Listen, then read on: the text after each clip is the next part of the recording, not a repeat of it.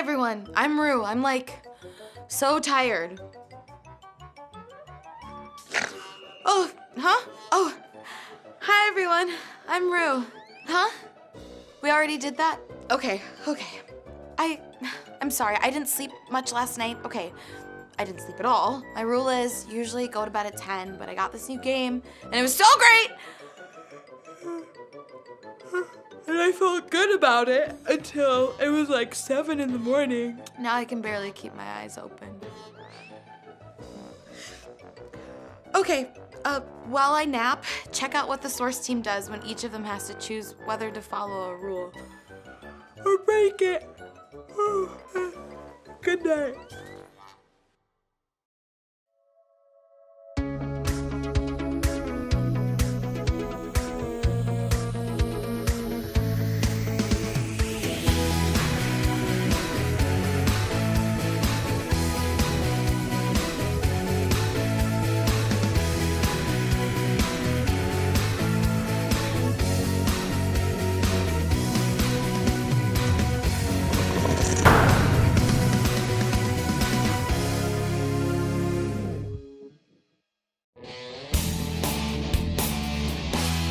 I didn't believe it first time, but I thought it was real awkward. Look what just arrived. Is that what I think it is? Yep. It's the super... Hey, the printer arrived. Hey, this is a laser printer, sir. This is very laser, expensive. where's the laser? Chloe, be careful. Okay, slow it down, Sparky. Sorry. What do you call it when your heart beats like really fast? I believe that's excitement. Wait, how did it arrive already? We didn't save up the money. Well, you guys have been working so hard, I thought I'd help you out a little bit. What? Thanks, Mr. Corbin.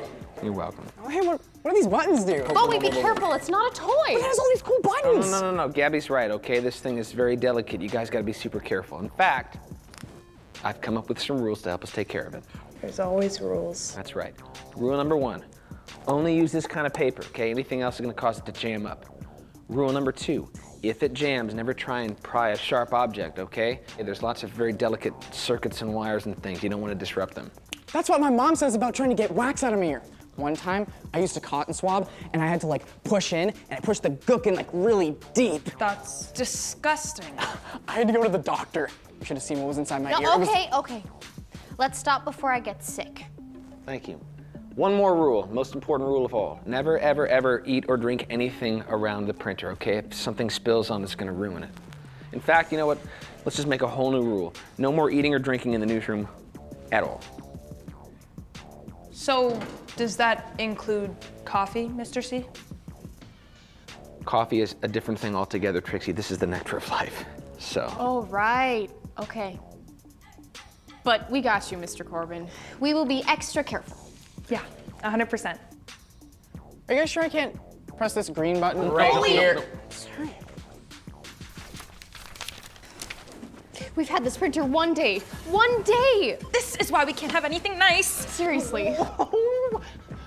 Yes, fix the printer? It's completely busted. Oh, man. Have you seen Mr. Corbin? No, there's no sign of him. Good, that means we still have time. Time for what? Mr. Corbin! What are you doing here? Me? Oh, I don't know. I oversee the paper. Right! How are you, Mr. C, with all this overseeing that paper? How are you? The printer's broken.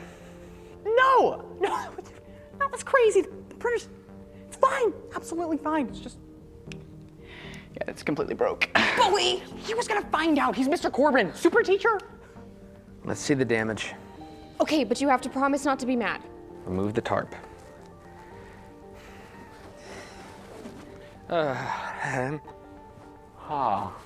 I'm going to assume he's mad. Yeah, he's mad. Okay.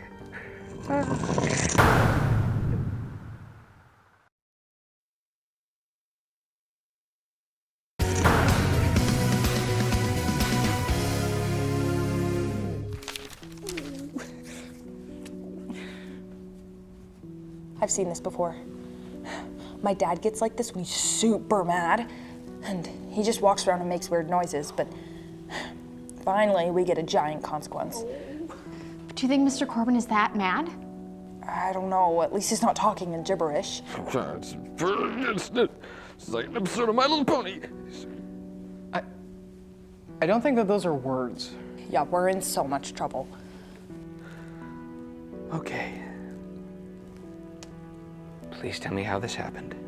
I was trying to stop. I was trying to make sure that you guys.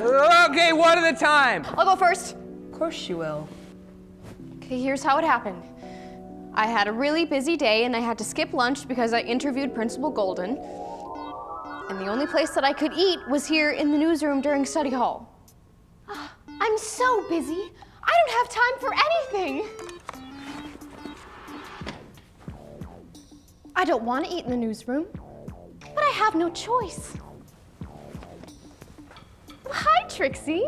How was your day? Define day. Oh, Trixie. A smile makes a day so much better.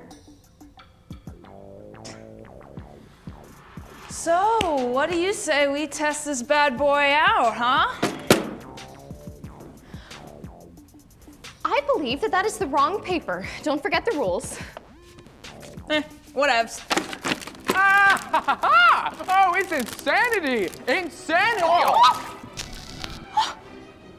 Oh no! What will we do? Who cares? It's just a machine. I can fix this! Wait. That is not what happened. Yeah, you made me super moody.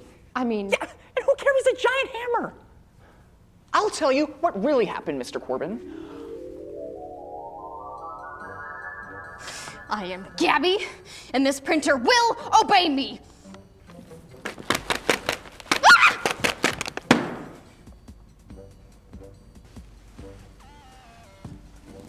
Seems to be the problem. Well, I was just trying to eat my lunch, and then I tripped and I spilled water all over the printer, and now I don't know what to do. Well, don't worry. I got this.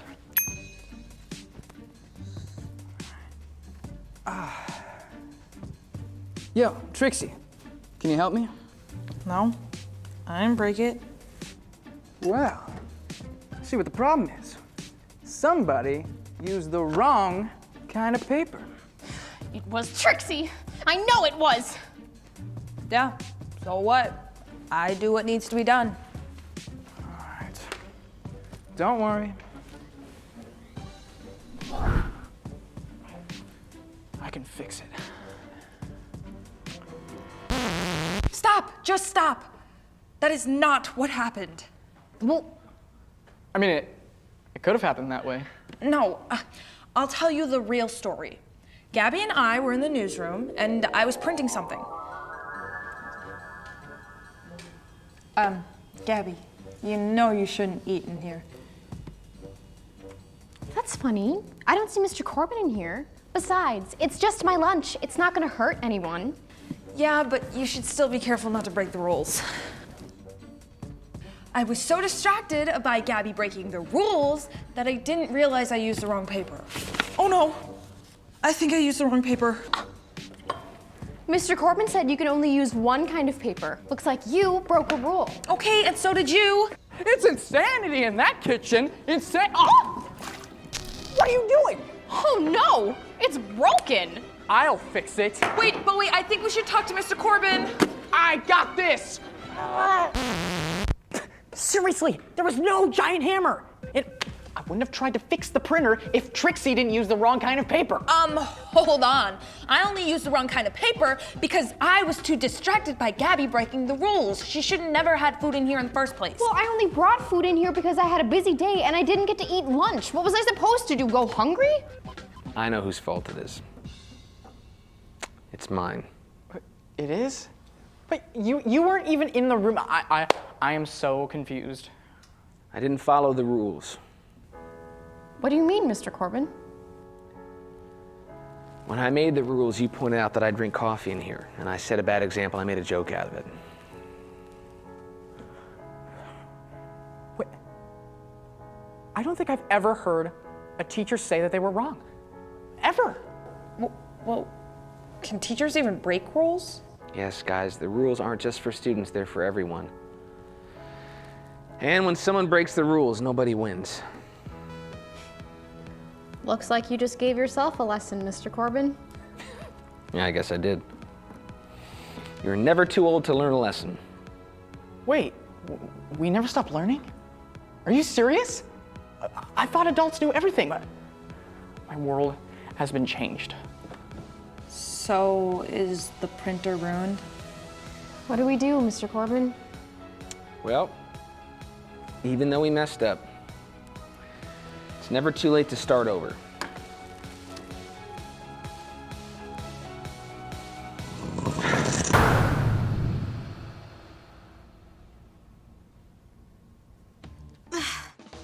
I've so done that too. It's easy to look at a rule and think, that's no big deal for me, or I'll just break it this one time. Everyone on the source team tried to get around the rules in their own way, and none of them worked. In fact, because they had broke the rules, all of them lost something important, like the printer. Earlier, I'd broken one of my own rules too. Not sleeping was a really bad choice. And even though it was fun for a bit, I really regretted it in the end. Even back in the Bible days, sometimes people tried to get away with breaking the rules. There's a story in the book of Numbers about two people named Aaron and Miriam. They were the brother and sister of Moses. Moses was leading the Israelites on a long road trip, and they were getting tired. Moses, I'm hungry. Moses, my feet hurt. Ugh. Let's just turn around, okay? No? Ugh. They complained a lot. But they also knew God had put Moses in charge. God even gave them this rule. Do not speak evil things against God. Do not curse the ruler of your people. Okay, seems pretty clear, but Aaron and Miriam didn't listen to what God said. Why does Moses get to be in charge? Yeah. Hey sis, let's say super mean things about our brother, so no one will like him anymore. Sounds like a great plan. It was not a great plan. They started being mean to Moses. How would you feel if your brother or sister or friend suddenly started saying super mean things about you? I bet this wasn't a great time for Moses. Something had to be done. So God called the three siblings to the place they call the tent of meeting. It was a tent where you had meetings. Maybe we should name everything that way. I'm gonna call this the ball of bouncing. And this is the box of pizzaing. And the point was, Aaron and Miriam disobeyed God's rules. God had said Moses was in charge, and they thought, it's no big deal if we just break this one rule. It was a big deal though. When they said mean things about Moses, they were really saying that they didn't trust God's decision, and that was a problem. So let's recap this. Aaron and Miriam said mean things about Moses and broke one of God's rules. Moses probably felt very hurt, and Aaron and Miriam were sad. This wasn't a great situation for anyone. They broke a rule and everyone got hurt. So why do we think things like, it won't matter if I cheat just this one time? It's okay just to lie this one time, just a small little one. Just a little. The problem is this. When rules are broken, no one wins. For the source team, breaking rules cost them the printer they had worked so hard to get. Aaron and Miriam probably hurt their brother's feelings and did some things they knew were wrong too. Breaking rules doesn't work for us today either. You only have to cheat once to make others not trust you. The rules your parents, teachers, and other leaders set up are there for a reason. If we break those rules, nothing good will come out of it. Instead, we can choose to respect those leaders and talk with them if we think a rule is unfair or you don't understand it. I'll let your leader tell you more about that. And I'll see you guys next time.